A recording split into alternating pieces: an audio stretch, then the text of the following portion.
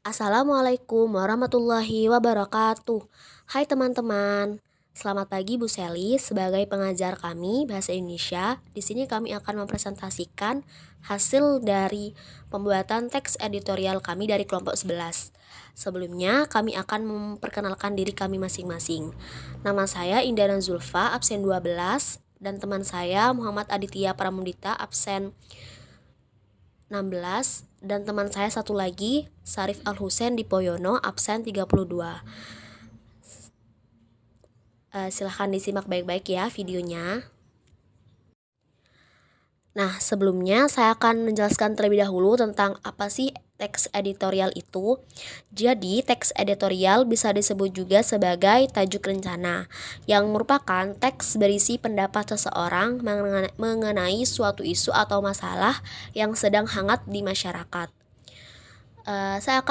Kami akan menyertakan beberapa referensi dari pembuatan teks editorial kami.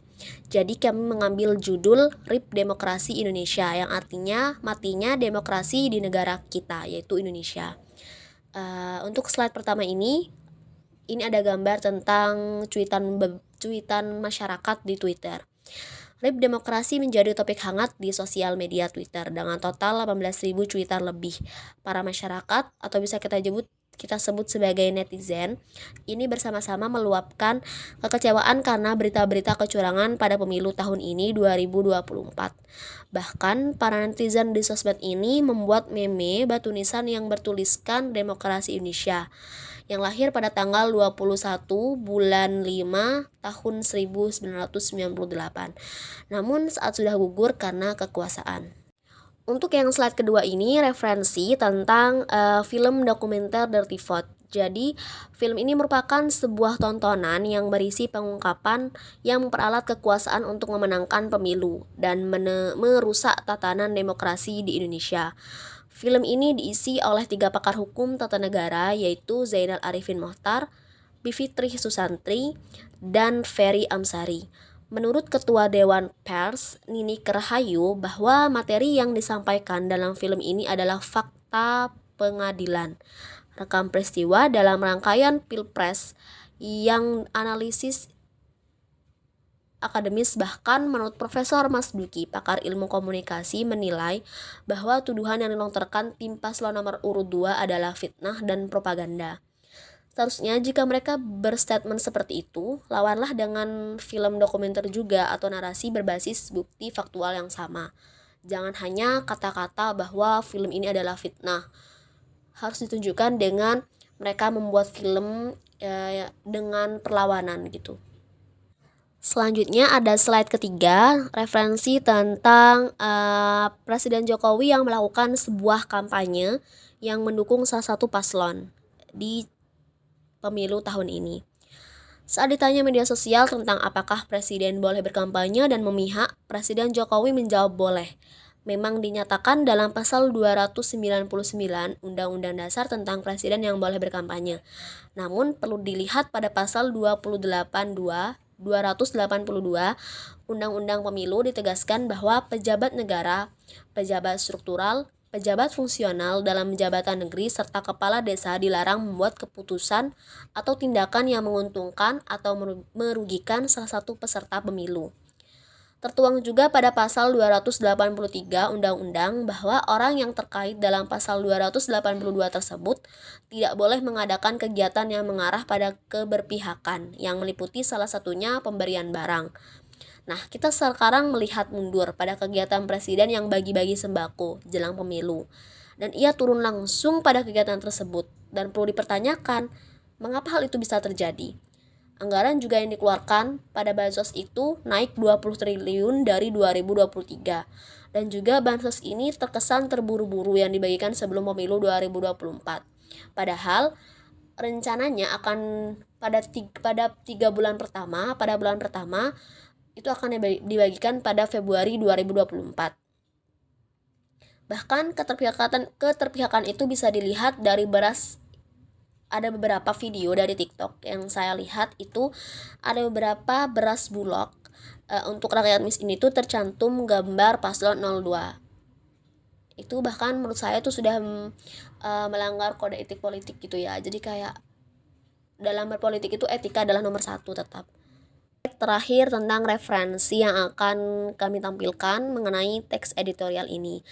Jadi ini tuh tentang keputusan MK mengenai batas minimal atau maksimal calon presiden dan calon wakil presiden. Kecurigaan sebagian masyarakat terhadap sejumlah gugatan uji materi tentang syarat usia minimal capres dan cawapres ke MK sebagai upaya meloloskan wali kota Surakarta yang juga putra sulung Presiden Joko Widodo yaitu Rakabuming Gibran Rakabuming. MK menyebutkan seseorang yang belum usia 40 tahun dilarang menjabat kecuali sudah atau sedang menjabat sebagai kepala daerah minimal tingkat kabupaten atau kota bisa maju sebagai capres dan cawapres. Kenapa hal ini tuh baru dilakukan saat ini? Kenapa Presiden Jokowi itu melakukan keputusan ini? Maksudnya kenapa MK itu melakukan keputusan ini di saat seorang putra sulung presiden maju sebagai capres dan cawapres? Apa supaya dia lolos gitu? Putusan ini menuai pro dan kontra. Berbagai tuduhan pelanggaran kode etik ditujukan pada para hakim. Mengapa aturan tersebut tiba-tiba diubah saat anak seorang presiden ingin maju menjabat? Ada apa dengan politik negara ini? RIP Demokrasi Indonesia. RIP Demokrasi menjadi topik yang hangat di media sosial. Bahkan 10.000 cuitan yang terbesar di media sosial. Hal itu dilakukan karena masyarakat Indonesia dengan maksud menyerukan kekecewaan pada banyaknya desas-desus kecurangan pada pemungutan suara tahun 2024. Jadi tidak salah jika mereka melakukan hal itu terhadap kinerja pemerintah saat ini. Arti dari RIP Demokrasi itu sendiri adalah menyatakan bahwa sistem demokrasi Indonesia saat ini sangat mengkhawatirkan. Seperti yang diketahui dalam film dokumenter Dirty Vote yang sempat ramai pada masa tenang, rakyat Indonesia disajikan tontonan dengan banyak dugaan fakta-fakta terkait proses pemilu 2024. Akankah kekhawatiran masyarakat adalah mimpi nyata?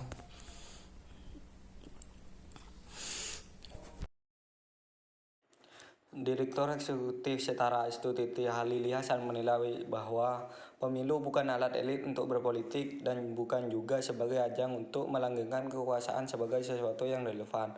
Halili mengutip bahwa beberapa lembaga internasional menyebut demokrasi Indonesia mengalami kecacatan, kemunduran regresi, bahkan putar balik ke arah otoritarianisme. Apalagi isu yang saat ini sedang diperbincangkan mengenai batas usia minimal capres dan cawapres dan juga etika tentang presiden yang berkampanye dengan keterpihakannya yang dibuka secara umum.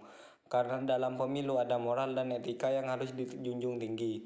Pernyataan seperti itu harus dijadikan sebagai wake up call atas kondisi demokrasi ketika kualitas kebebasan sipil berada pada level terendah. Persoalan-persoalan tersebut selayaknya ditimbang dalam konstitusi dan demokrasi. Peletakan konstitusi sebagai dasar keputusan merupakan hal yang wajib harus dilakukan agar pilihan keputusan yang diambil bersifat konstitusional dan memiliki fondasi hukum yang kuat. Dan juga persoalan yang ada tidak melanggar prinsip-prinsip yang berlaku, utamanya daulat rakyat sebagai hal utama dalam negara demokrasi. Hal ini juga berlaku pada kandidat legislatif yang terpilih bukan hanya karena populer dan memiliki elektabilitas, tapi juga berkapasitas dan mampu untuk melayani kemauan dan kebutuhan masyarakat. Bahkan akibat cuitan yang viral di media sosial, RIP Demokrasi membuat puluhan mahasiswa Surabaya soroti politik dinasti. Dalam orasi yang disampaikan, mereka menegaskan bahwa seperti sekarang tidak boleh dibiarkan terus terjadi.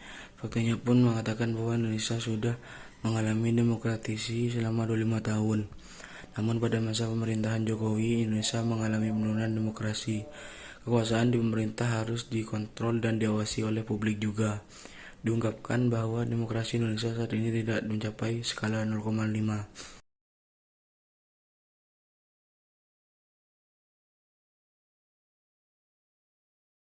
Dengan berbagai persoalan pasca pemilu 2024 ini, diharapkan pemerintahan khususnya KPU dan masyarakat bekerja sama untuk melaksanakan pemilu yang adil dan jujur. Hal yang harus dilakukan keduanya adalah KPU harus terus meningkatkan pengawasannya dan masyarakat harus melaksanakan hak politiknya dalam pemilu.